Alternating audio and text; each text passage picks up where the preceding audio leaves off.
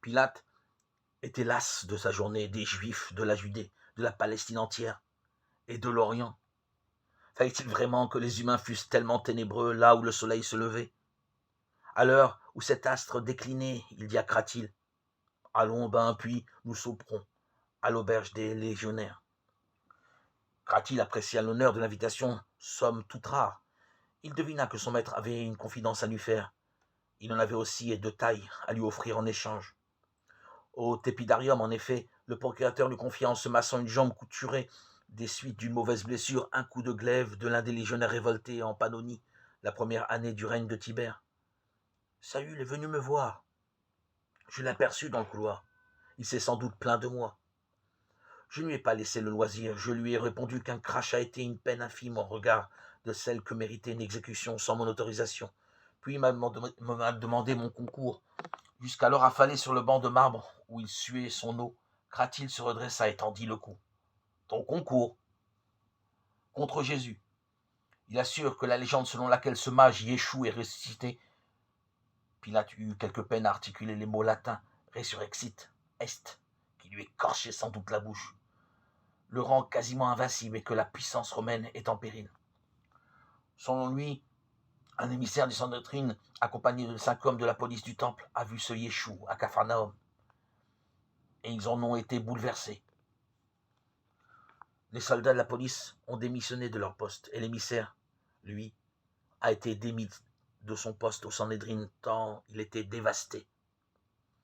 Pilate s'empara d'une éponge, la trempa dans un baquet d'eau près de lui et se rafraîchit la figure et le corps, puis suça l'éponge pour étancher sa soif sans se rendre compte qu'il eût dû faire l'inverse.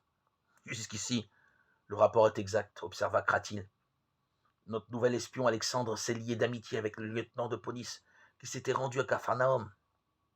Il a été surpris par le désarroi de cet homme, un solide gaillard qui semble raisonnable, mais qui n'en a pas moins été rejoindre les rangs des disciples de Jésus. Saül, reprit Pilate, m'a soutenu que Jésus est un péril pour l'ensemble des provinces sénatoriales, et que, fort de sa réputation surnaturelle, il n'allait pas tarder à descendre à Jérusalem, et que là, il se ferait proclamer roi, que la populace se soulèverait, assassinerait les gens du temple, et que la légion serait débordée. Je trouvais émouvant son souci des intérêts de l'Empire. Moi aussi, dit Pilate. Bref, il voulait que j'envoie un détachement militaire arrêter Jésus, dont la seule survie, soutenait-il, tournait en dérision les lois de l'Empire. Et alors? Je lui ai répondu que la Galilée n'est pas sous ma juridiction, mais sous celle d'Hérode Antipas, et que j'étais tout aussi certain que l'irruption d'un détachement de soldats romains en Galilée pour arrêter un prophète susciterait là-bas une insurrection, que les zélotes ne manqueraient pas d'y participer et que je préférais laisser les événements suivre leur cours. Cratyle s'empara d'une pierre ponce et se frotta consciencieusement la plante des pieds. Il a été déçu, ajouta Pilate. Il risque de l'être plus encore dans les jours prochains. Notre espion Alexandre, auquel il faudra accorder d'ailleurs une gratification spéciale, a réussi un joli coup. Ayant appris que Saül avait confié au courrier de la ville un message à destination du Sénat, il a réussi à subtiliser ce message avant qu'il arrive à Ashkelon. Joli coup, observa Pilate, dont la curiosité était piquée. Un message de Saül au Sénat? Cratyle le regarda d'un œil malin. Le message est dans la poche de mon manteau. Que dit-il? Au titre de citoyen romain, il dénonce tout ton comportement dans ce qu'il appelle l'affaire du faux prophète Jésus, qu'il estime contraire aux intérêts de l'Empire. Il y assure que Yeshua a été sauvé par toi et ta femme de la mort qu'il méritait pour ses menées séditieuses. Il assure que ce prophète a repris ses intrigues en Galilée, qu'il s'apprête à descendre à Jérusalem, se faire couronner roi, bref, ce qu'il t'a raconté, et à semer le désordre. Enfin, Saül s'étonne de ton impéritie face à ce péril. Il a écrit ça, tonna Pilate en se levant d'un bond. Mais pourquoi ne m'as-tu pas averti plus tôt? Je l'ai appris quelques minutes avant que tu me convies à passer la soirée avec toi. Ah, le fils de chienne, s'écria Pilate, et il déversa d'une voix de tonnerre une bordée d'injures militaires. Personne dans le tépidarium ne parlait latin, apparemment. à l'exception d'un légionnaire qui fut pris d'une crise de fou rire.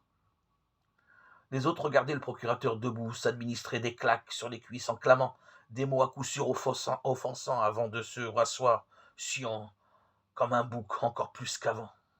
« Ah, je lui ferai mordre la poussière à cet avorton !» annonça Pilate. « Je lui ai déjà craché au visage, dit calmement Cratil. Il comptait te forcer ainsi la main, apparemment.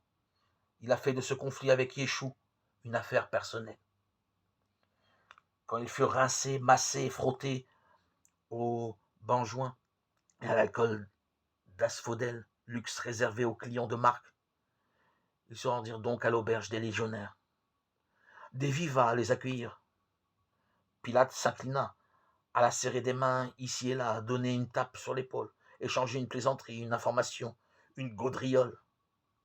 Puis il s'assit à une table que l'aubergiste tira à part pour marquer sa déférence à son illustre client et commanda un grand cruchon du fameux vin jaune, qui était en fait du vin de Sorrente, moyennement âgé.